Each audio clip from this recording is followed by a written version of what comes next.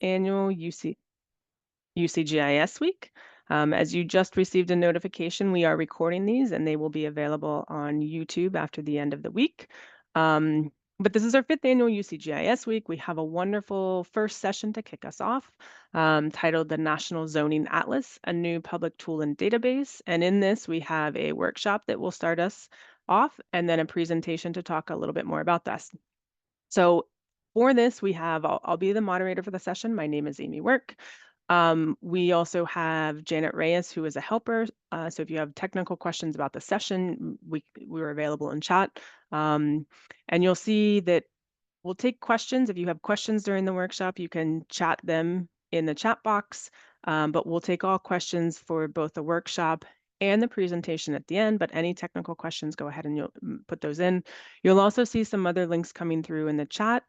You'll have more information on the website, but our sessions are 10, 1 and 3 o'clock, so you can find more about that. But I'm really excited for this workshop. So the National Zoning Atlas, a new public tool and database. And up first, we have Tara Safavian, who will talk about Digitize, Demystify, Democratize, exploring the National Zoning Atlas map viewer. So Tara, I'll go ahead and turn it over to you, and you can take us away. Okay, sounds good. Do we want to start now or at 10:05? I think we can probably go ahead and start now. I think we gave people a few minutes to sort of get in, but I think we can go ahead and get started. Sounds good. All right. Can everybody see that? Yes. Okay. Anthony, why don't you go ahead and get started? All right. Okay, hello everyone. Welcome to our workshop on the National Zoning Atlas. My name is Anthony Lott. Today I am presenting with Tara Safavian, and we are both geospatial and zoning analysts for the National Zoning Atlas, otherwise known as the NZA. For some background on us, we both learned to analyze zoning codes at UC Davis as GIS interns for the California Zoning Atlas, where we eventually began to teach other students how to do the same before it finally became our full-time job. So it really is a pleasure to be able to present for the NZA and all they have accomplished so far. But jumping right in, what exactly is the NZA and why do we need one? The National Zoning Atlas is a collaborative research project working to digitize, demystify, and democratize US zoning codes. Our product is a first of its kind database and interactive map that displays the regulations that govern what and where people can build across the country. We're trying to unlock a better understanding about zoning, which we already know affects not only our built environment, but also our economy, our natural environment, our health, and of course, our housing. So this is what the Atlas currently looks like, with over 5,000 plus jurisdictions completed and over 500,000 pages of zoning code analyzed, resulting in the Atlas covering land that is home to over 118 plus million Americans. We'll provide an in-depth tutorial later in this workshop, but for now, I want to very briefly explain what exactly makes zoning so complicated in the first place. Beginning with the State Zoning Enabling Act of 1922 pictured here, this was the model legislation for states authorizing local governments to zone. As a result, around 30,000 individual jurisdictions have highly decentralized zoning, making it difficult to understand them at scale. Another factor that complicates zoning is that features within the codes are inconsistent. A low-density single-family district may be called R1, R40, or something else entirely. Code accessibility is also inconsistent, meaning it's sometimes hard to even locate a code online or in person. This is especially true in small and rural towns with limited planning staff. And if you do manage to find a code and read it, you would agree the text is too long, convoluted, and filled with legalese. Now, the NZA responds to zoning challenges by first creating a one-stop shop for zoning codes, meaning we collect and collate thousands of unique codes and store information about them in a single database. Second, our methodology produces a standardization of key code data points that enable apples-to-apples comparisons across jurisdictions. It allows us to present zoning districts cohesively on a single national map. Lastly, the NZA is able to cut through the noise and make the codes accessible to non-experts. Our easy-to-use online map also promotes public access and visibility and can be used as a tool for public education. It provides a simple but powerful visual component that instantly reveals zoning's more inequitable trends. Right. Now I'll cover how the zoning atlas is built. First, the data inputted into the atlas has to be accurate enough to make sure it's usable by policymakers and clear enough for non-experts to understand. We do this through following a methodology enshrined in our How to Make a Zoning Atlas guide seen on the right here. This document contains instructions for the atlas's 2 work streams. There are analysts who work with zoning code text and analysts who work with the corresponding GIS data. The guide also provides instruction for how to input information into our back-end online data entry tool and database, the NZA editor. The NZA leadership team regularly evaluates and updates the methodology to adopt more uniform and consistent conventions that are adapted from our ever-growing collection of zoning codes. Here's a view from inside the NZA editor. In every jurisdiction with zoning, analysts work together to establish the list of zoning districts present between the zoning code and the map. Here you can see the zoning districts listed for Ithaca, New York. At this stage, we also identify what type of district it is, residential, mixed with residential, or non-residential, and whether or not it is an overlay. Analysts then analyze over 100 different data points within each district, beginning with treatment type, meaning whether the residential district allows 1 family, 2 family, 3 family, or 4 or more family housing units. And here are some of the fields analysts fill out in the editor. You can see we track minimum lot size, setbacks, height caps, and parking requirements among various other use, lot, and structural characteristics. But for now, I'll pass it on to Tara to discuss the geospatial side of the analysis. Alrighty, so moving on to the geospatial side, we kind of have 3 main steps that we take for our GIS. The first one is, of course, to obtain zoning data. Now, if we're lucky enough, we will get shapefiles directly from the jurisdictions, which is the most optimal solution. But oftentimes we have to georeference and create these layers manually from a PDF map, regardless of what that quality may be like. Next, we have a series of punch-outs. So basically, we have to erase several different kinds of lands in our analysis. The first one is tribal lands. The next is Protected Area Database of the US, or PADIS. Next is water, and then finally we erase right-of-ways. And this is for standardization and comparison of jurisdiction to jurisdiction, because these are all areas that you cannot develop on. Finally, the last thing we do, of course, is cleanup. As I'm sure you guys are all familiar with, slivers, any bridges connecting polygons that shouldn't be connected. And we also fill in all unzoned areas. Okay, next, how is the atlas being applied? If you'd like, you can visit this website right here to see more details. But first, as a testament to our claims, here are a few examples of how some of our partners have activated their atlases to help influence policy, inform analysis, and drive research in the field.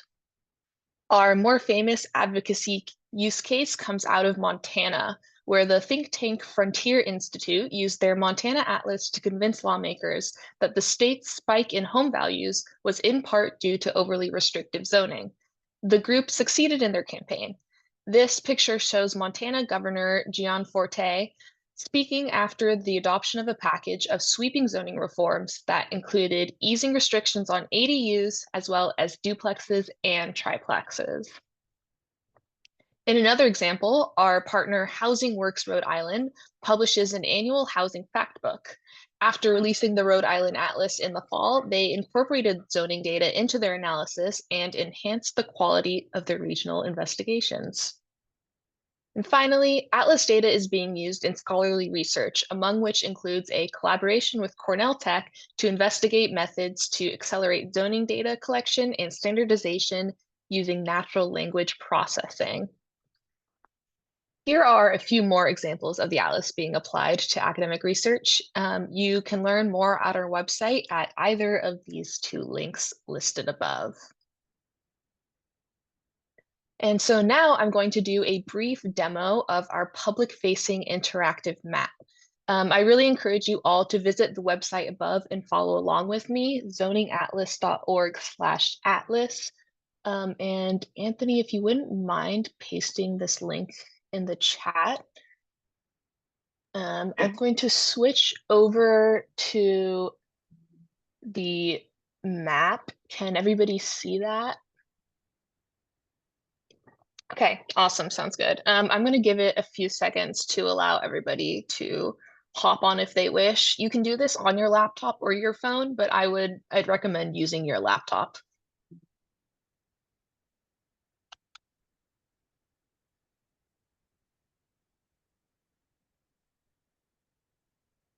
Okay, I'm gonna get started. The first thing that I'd like to bring your attention to is the legend and layer options here on the left.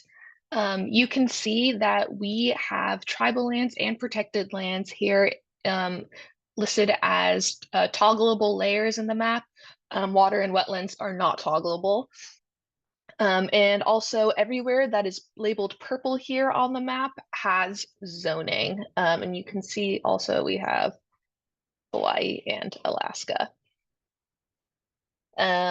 Next, if you're using the map, you would want to zoom into a jurisdiction. So what I'm going to do is I'm going to use this zoom to filter to go into Colorado because that is where I have done most of my work for the atlas.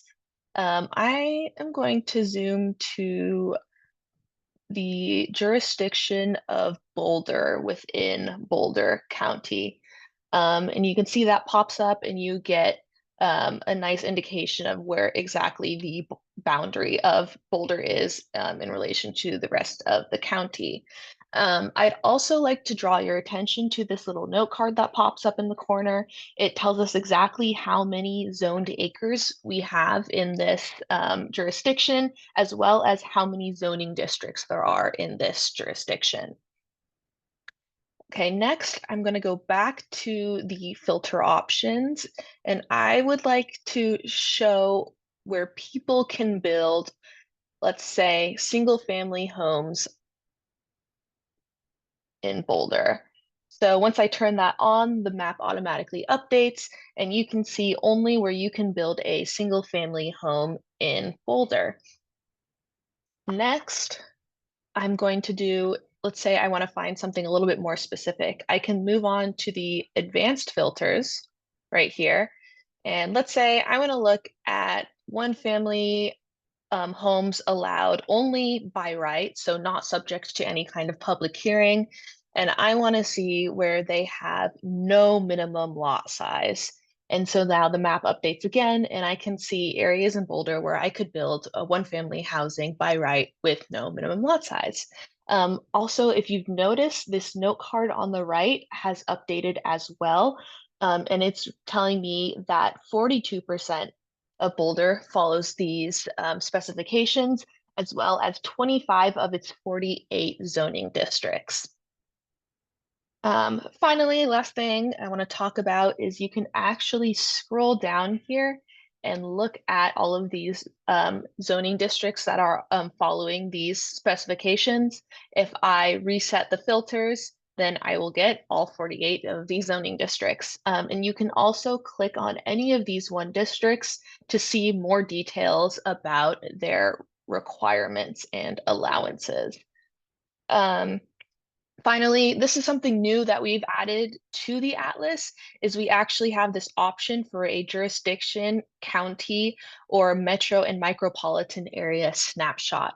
And basically what this shows you is a brief statistic page of different things that are allowed and not allowed in any given jurisdiction, county, or metro or micropolitan area. Thank you for going along with me for that. I'm actually going to hop back to the presentation. Has that switched over for everyone? Okay, awesome. Sounds good. Okay. I really encourage you to compare any jurisdiction that you explore with other jurisdictions or counties that are close by. The point of this tool is to standardize a very non-standardized data set so that any user can compare and contrast zoning regulations across the country. All right, so we're moving on to the more interactive portion of this workshop now.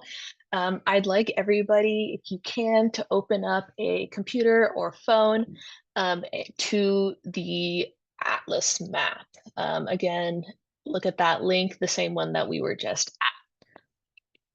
Okay, so the first thing I'd like you guys to do is to zoom to any mapped or purple labeled city on the Atlas and see on what percent of land can you build apartments or 4+ family housing. And does this surprise you? I'm going to leave a minute or so for you guys to go in and do that, and then we'll discuss.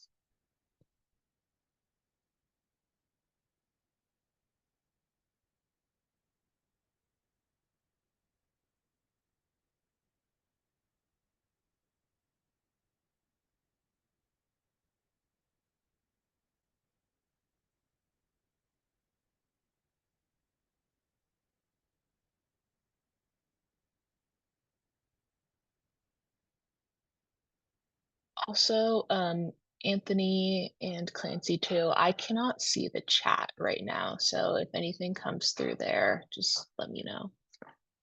Yeah, I'm trying to answer a few things in there now.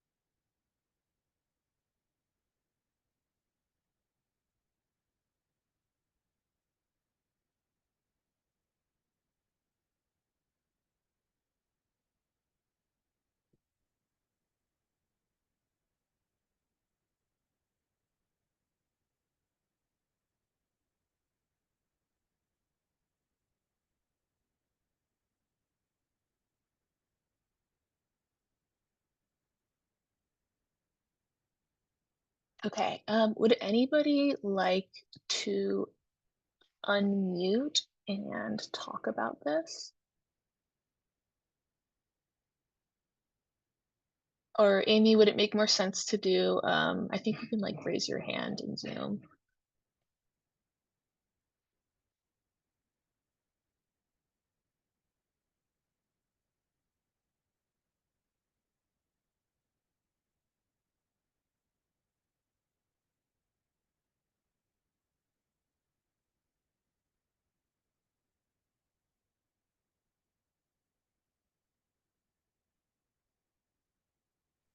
I think either. I think it Okay. looks like John has a question. John? Oh, if I'm interpreting my map correctly. John, can you speak up a little bit louder? It sounds like you're in the distance. Oh, sure. Yeah, that was my microphone. Yeah. I zoomed into New Orleans, and it looks like many of the places where you can build apartment buildings are in very, very hazardous flood zones.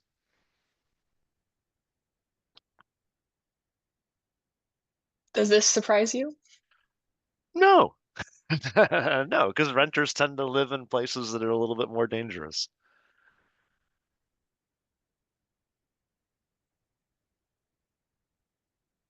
Yeah, so yeah, I just wanted to make that observation. I didn't quite, and I did not quite get to figure out where the percent of land would be. So, but you know, this was just a visual inspection.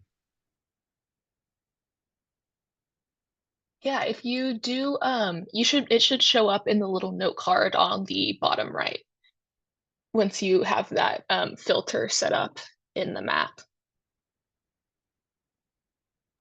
Oh, that's what. Oh, sure. Yeah. Okay. So, Okay, yeah, sorry if that wasn't made clear. Yeah. yeah. So that's so yeah, 27%. of the acres, 27% of zoned acres, 47% of zoning districts.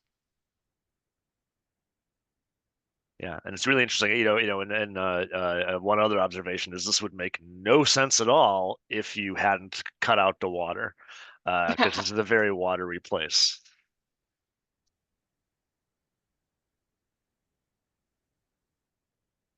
Would anybody else like to share?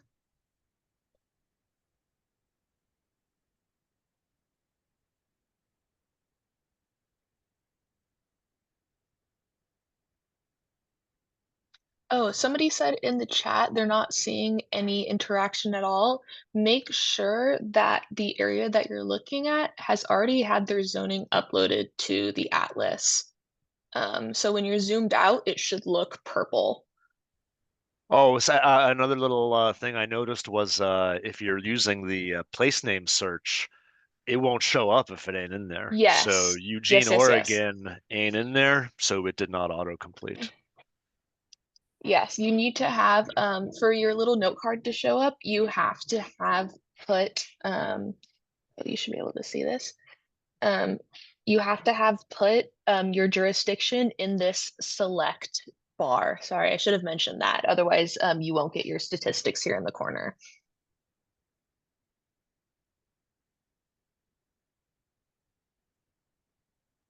I'll wait for someone else to chime in, but I looked at Columbus, Ohio, and it showed it sort of falls along what would be some of the main roads, not highways, but sort of your major roads that go down. So looking at some of that, and then just scattered across. But I think it was 16% of zoned acres are for 4+ family, and then 30% of the zoning districts, which is interesting to see.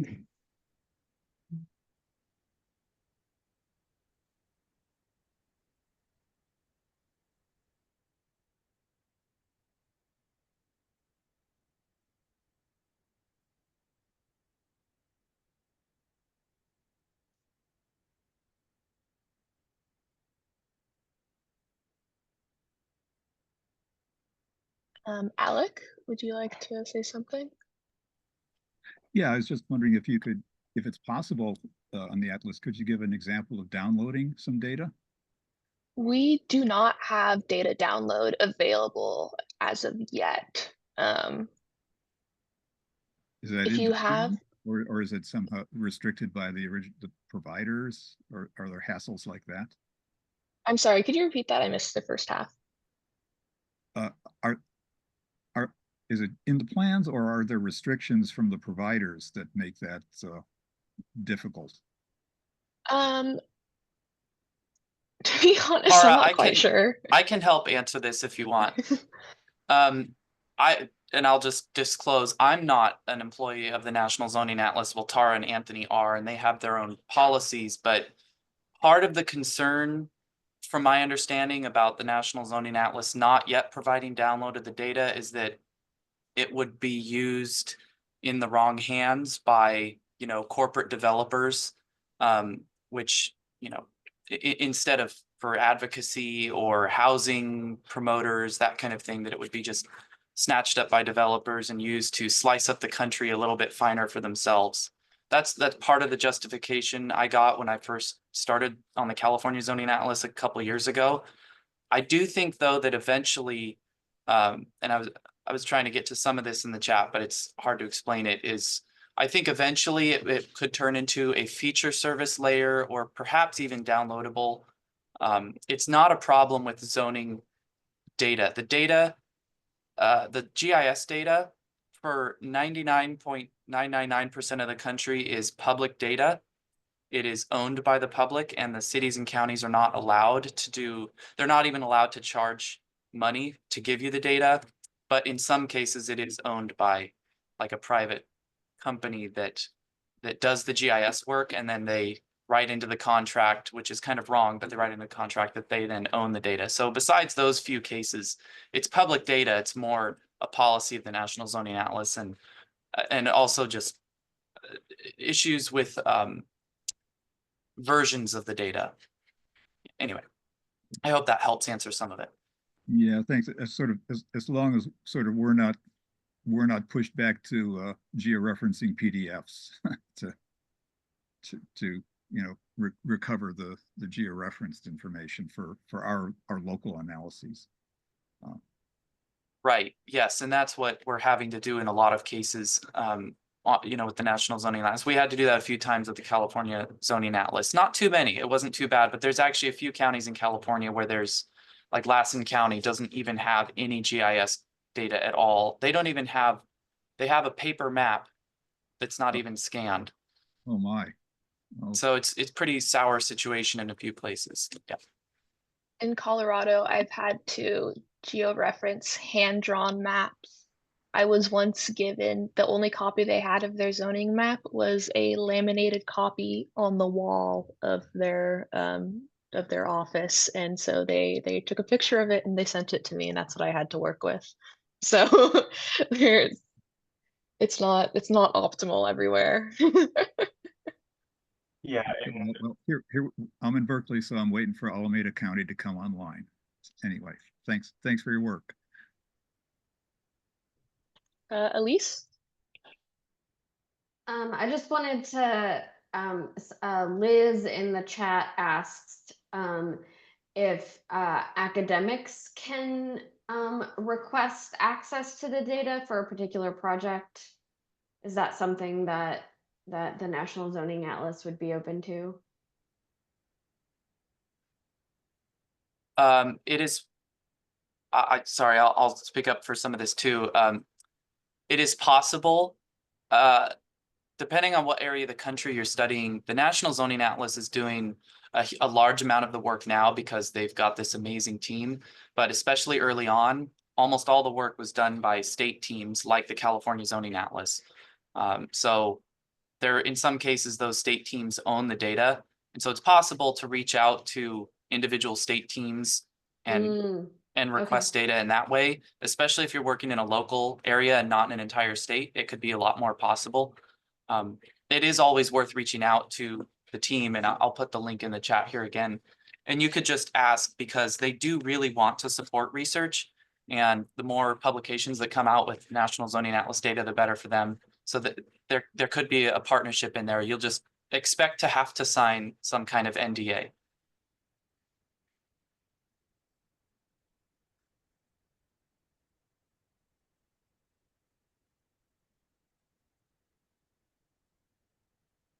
Alrighty. I think I'm going to move on to our next question.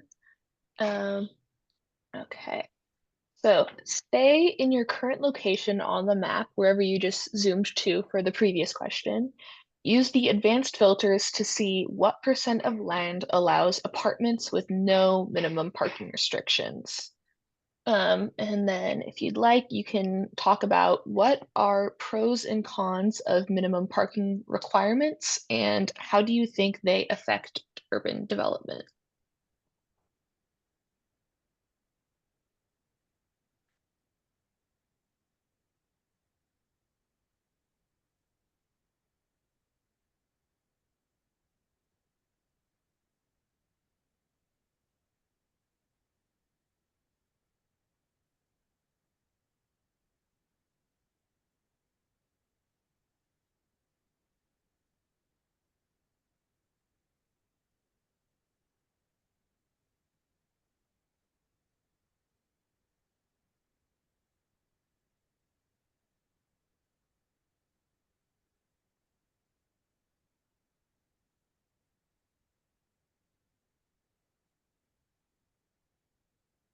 And feel free to raise your hand or say something in the chat. Yes, you can select no minimum parking requirement. You should be able to. Oh yeah, Andres, of course. So oftentimes when you have any kind of residential building in the zoning code, it will require you to have X amount of parking spaces available that you are including on your lot. So let's say that you want to build an apartment in the zoning code, it might say okay, so for every unit or for every bedroom, you are required to have one parking space available for your residents.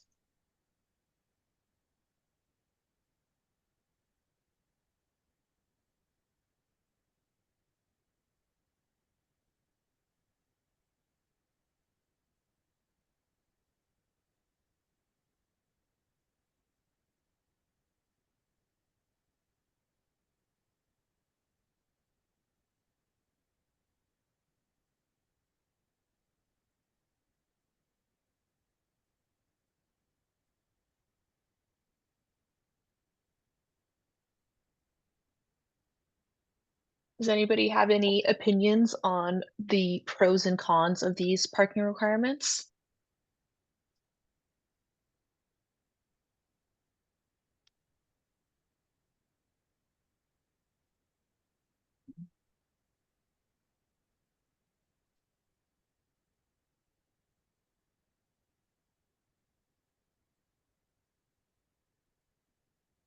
Elise, go ahead.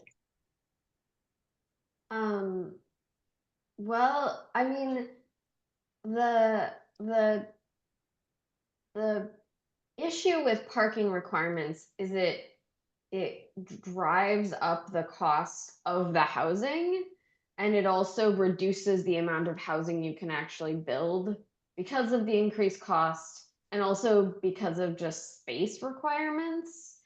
You know, in more suburban areas, maybe that's not so much of an issue, but in um what's it called, in, you know, more urban infill areas, like either you don't have parking or you have to build like underground parking, which is incredibly expensive. Exactly. Yeah. So I guess pros, if you're living in a very car-centric area, you need somewhere to park your car. Cons, it takes up a lot of space. It's really expensive. Not everybody has a car or needs a car.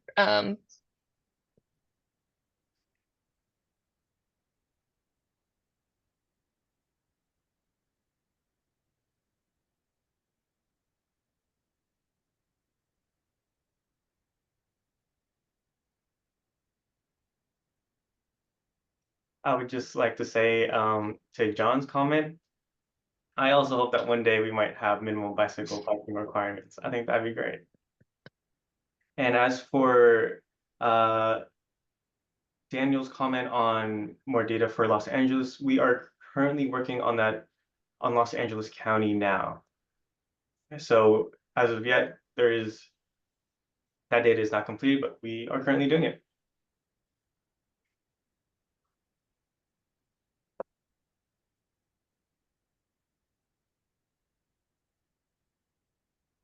Alrighty. If nobody has anything else to say, I'm gonna move on to the next slide. So this doesn't have to do with the map specifically, but just what kinds of research questions could you explore using the National Zoning Atlas data?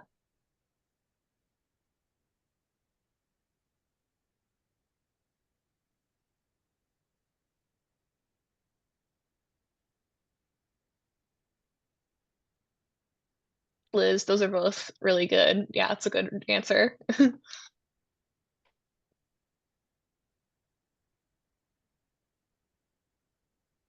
April says food deserts and housing types. That's a really good one.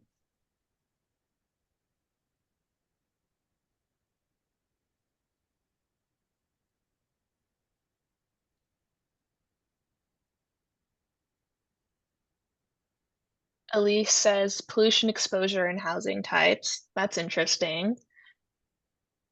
Liz says media deserts and housing types. Amy says ADU policies. Love the ADU policies. That's a good one.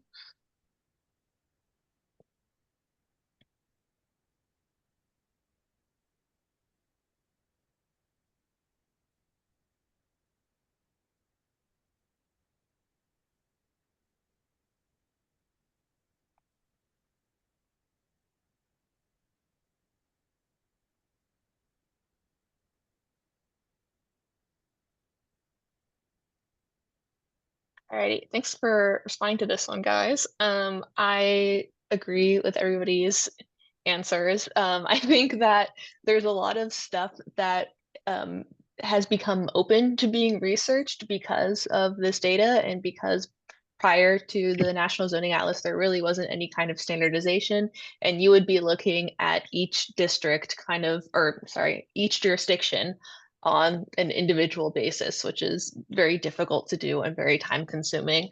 And going through zoning code in general is it's a tough process. So Liz says housing rules and political outcomes for voting distributions, etc. That's really interesting. I would love to see something like that.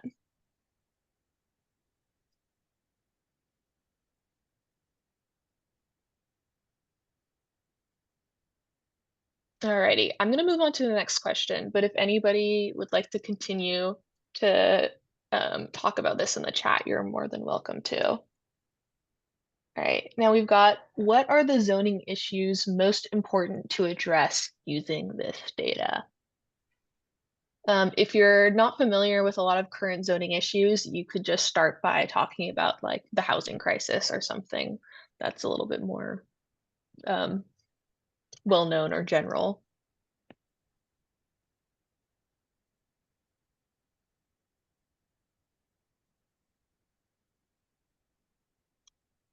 Daisy says, depends on what the zonings were developed for, but the best use case is where to invest and expand certain services. That's a really good idea. Aiden asks, is there a place where I can find research using the NZA? Yes, if you go onto our website, we have a whole section dedicated to research collaborations.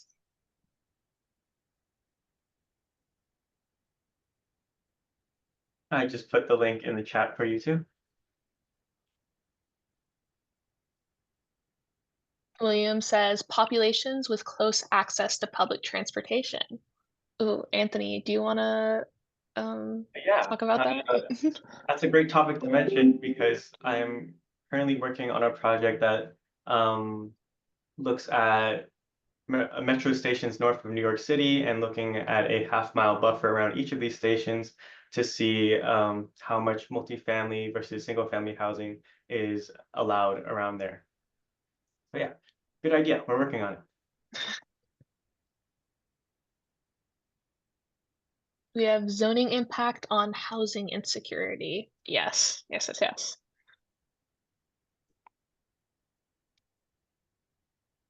Okay, we're running low on time, so I'm gonna move on to the next one.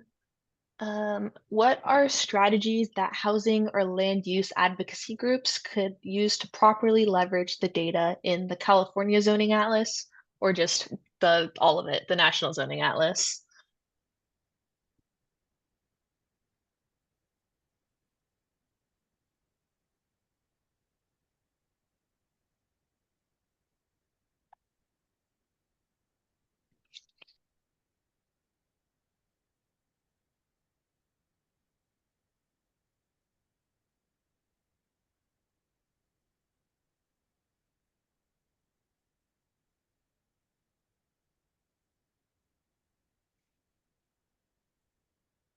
Liz says increase zoning for multifamily homes.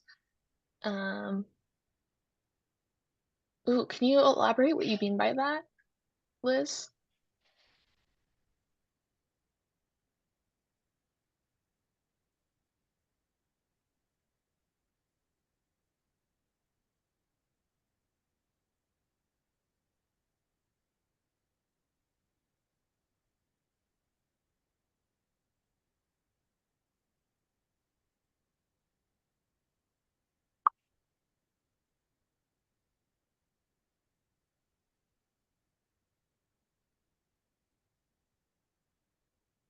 It says, Liz says, I would imagine that land use advocacy groups could use the atlas to see where the best use case would be to build more housing for low income people. Yes, absolutely.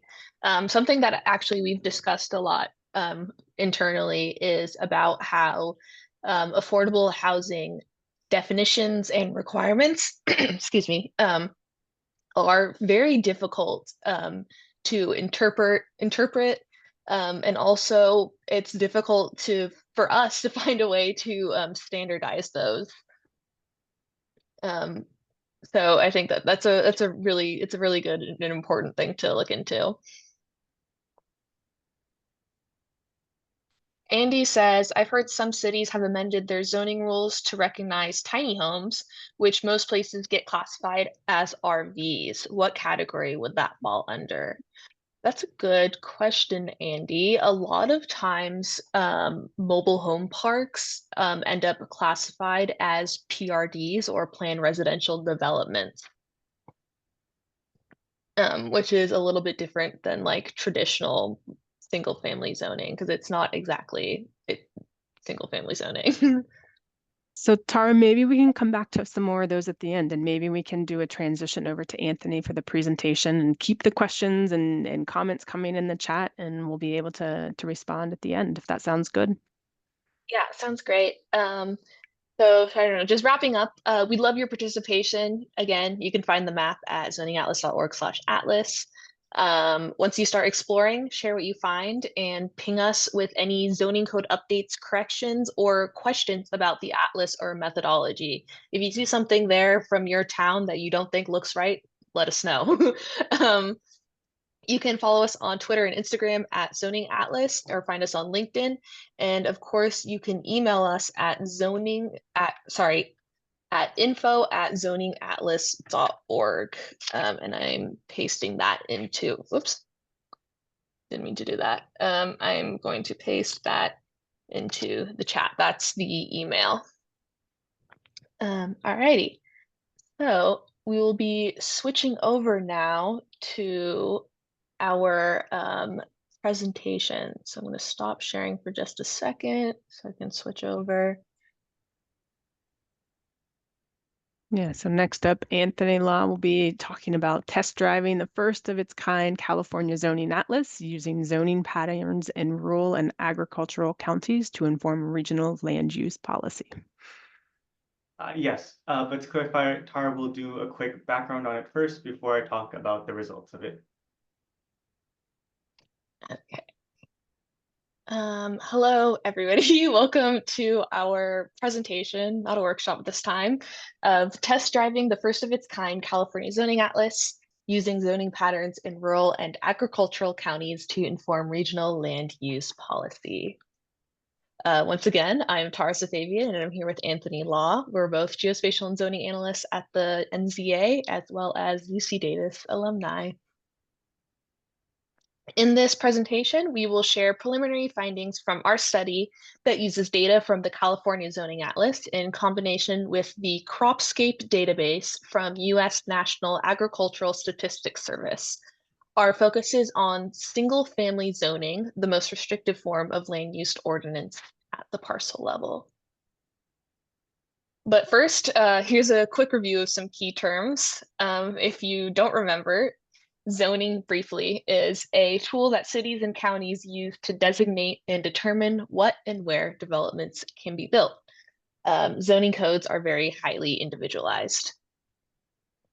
Next, Cropscape is an annual raster maintained by the George Mason University that identifies types of crop cover across the continental US.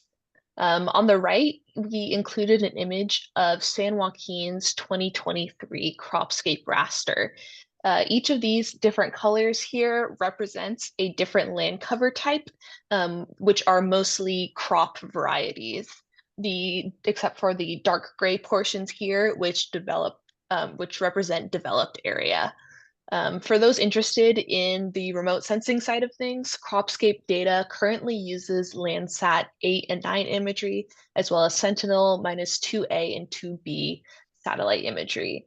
And also this data is collected during the growing season. A few things that we're aiming to explore with this research are the following. One, how do zoning patterns differ between urban and rural areas? So here we're mostly looking at differences between residential allowances and lot size. Two, how does current land use affect, oh, excuse me, how can zoning patterns inform conservation policies like California's 30 by 30 initiative, which aims to conserve 30% of land in the state by 2030? So here we're talking about how does land use affect how we enact conservation policies?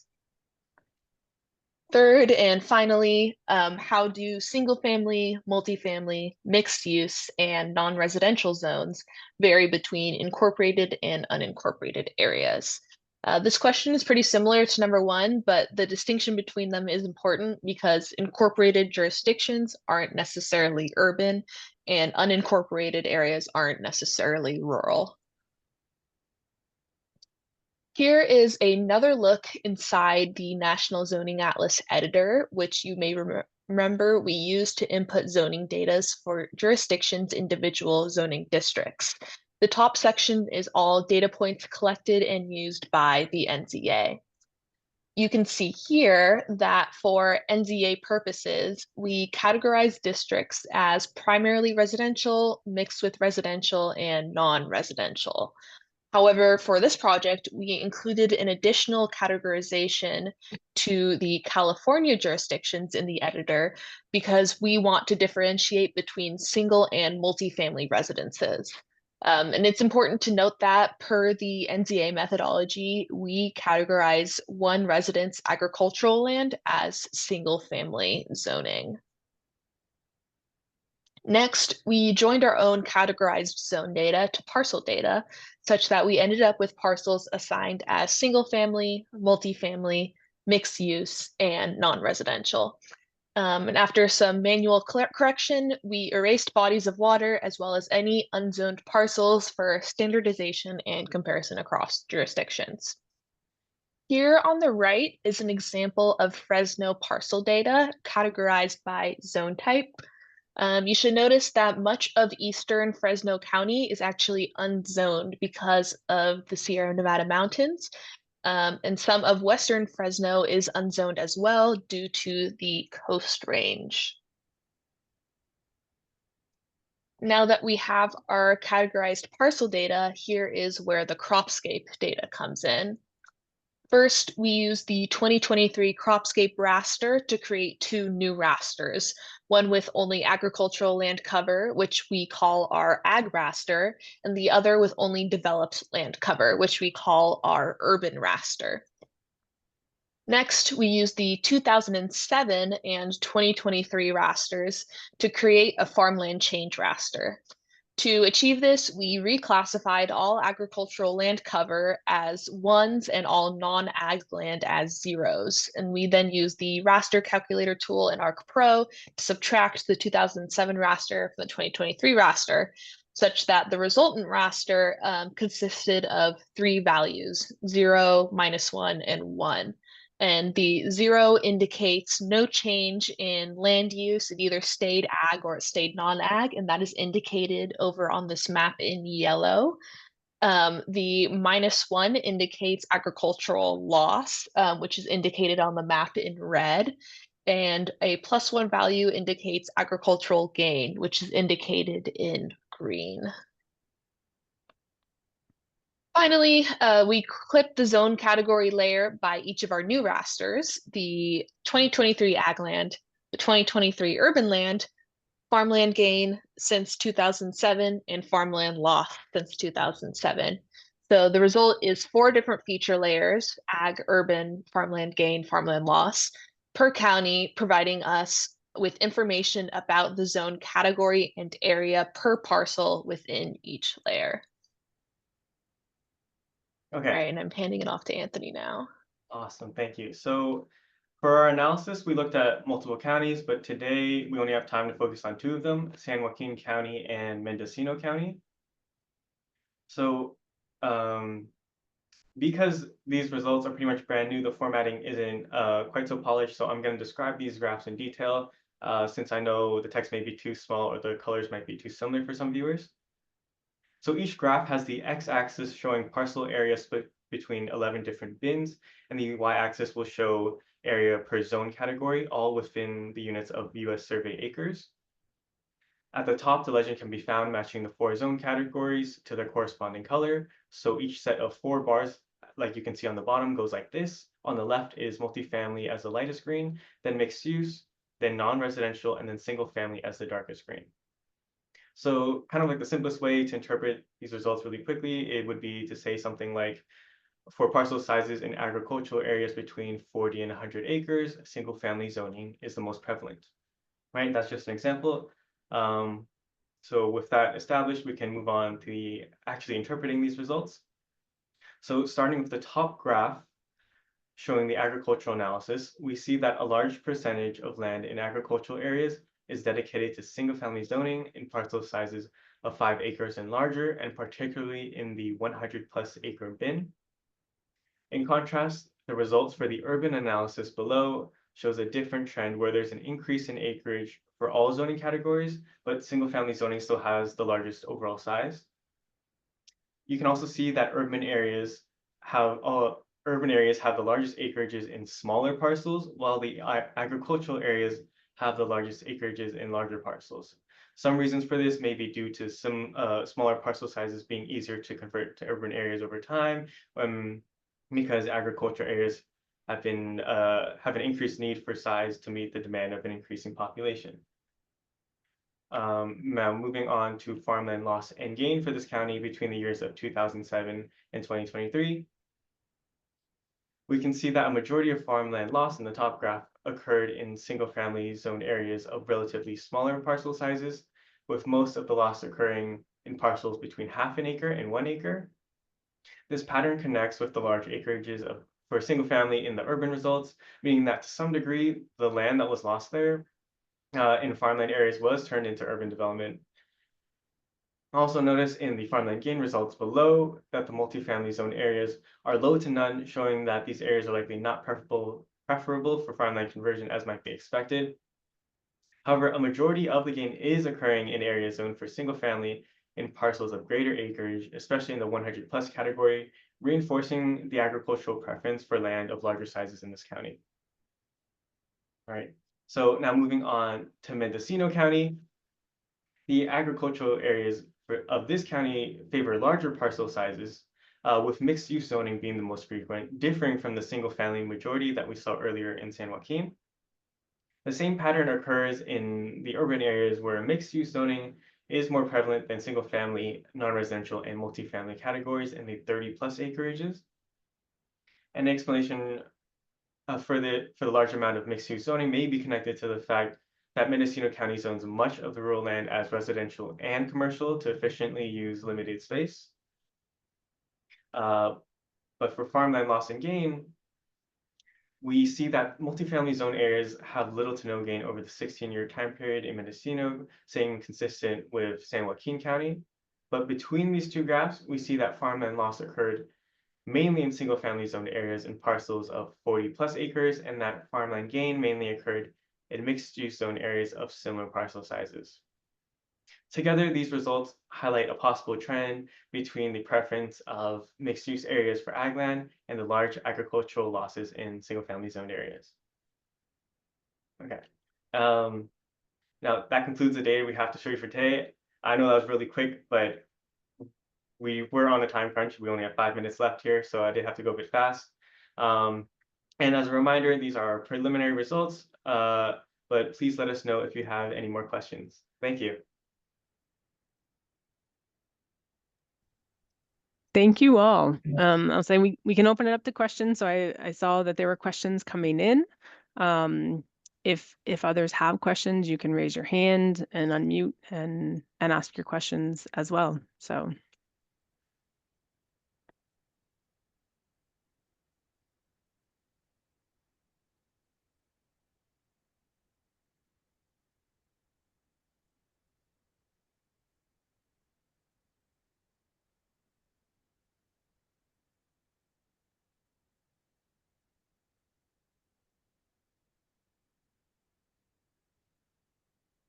I guess I do have one and think, well, I see one coming through. Okay. Well, the organizers, save chat and keep it along with the video recording. Yes, I believe you also can save the chat as well. Maybe in the upper portion, there's 3 dots and you may be able to save it as well. But what are you all hoping, or what do you hope will come from this analysis? Like, what is it? Policy change? Is it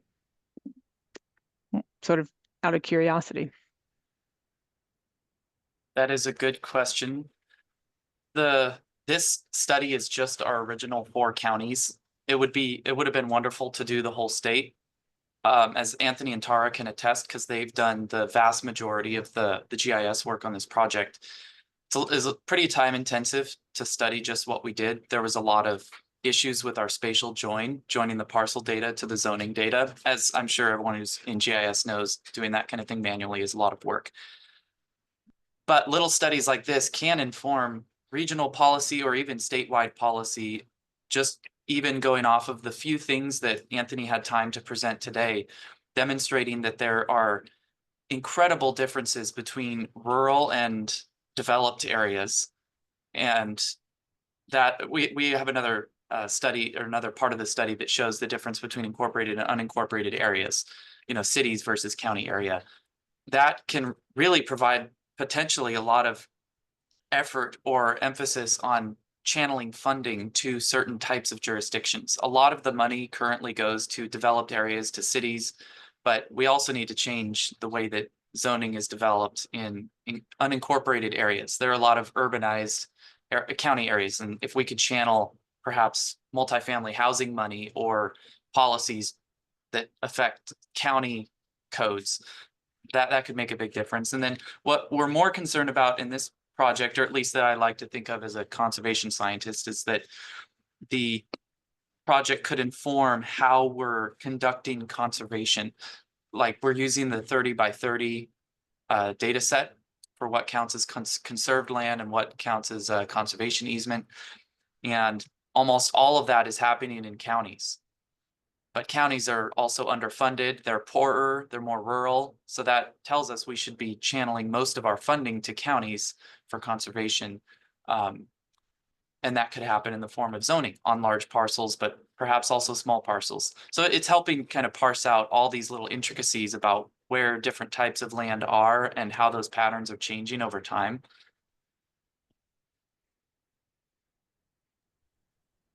Thank you. And I see another question there, and I can read it. And I guess and you can all respond to it. The map looked like there was a really widespread expansion of ag land from 2007 to 2023. What are your thoughts about the accuracy, consistency of the classification of the satellite imagery?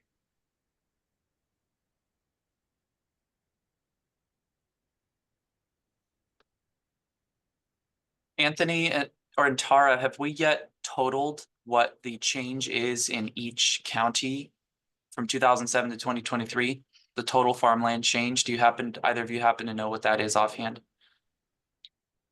I do No. not. That's a good question, Andy, but we haven't yet gotten, this is so fresh. I mean, this is literally like last week, Anthony and Tara got these tables done. So we haven't totaled everything up yet, but that's a good question. The 2007 imagery are, and Landsat has been around for a long time, but it's pretty good. The remote sensing, I think, is pretty good. And they are classifying it pretty, they're taking it from 100 different attributes. It goes down as fine as like, this is a melon field, this is a cucumber field, this is alfalfa, all of that just into ag and developed. And the remote sensing is pretty robust for differentiating between crops and urban. So I'd say I'm reasonably confident on that. Could cross check, yeah. I'll just add, hi, Catherine, one of the faculty member who's been involved in it. The NAS census, ag census data is satellite imagery, and so it'll change land in active farming to non-active if fields are fallowed. So that can also change what is perceived to be ag land versus what is fallowed ag land.